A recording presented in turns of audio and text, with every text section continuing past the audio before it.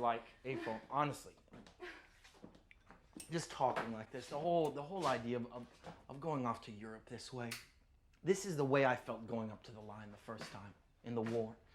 I mean, I was probably just as scared as everyone else, but inside, I never felt better.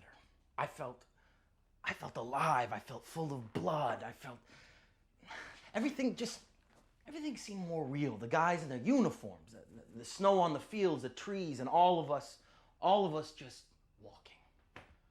I mean, I was scared, of course, but I just kept thinking, this is it, you know? This is the truth. I felt that way once too. When?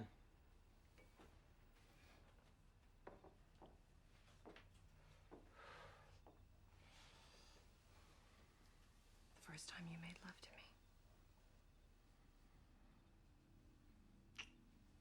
Oh, April.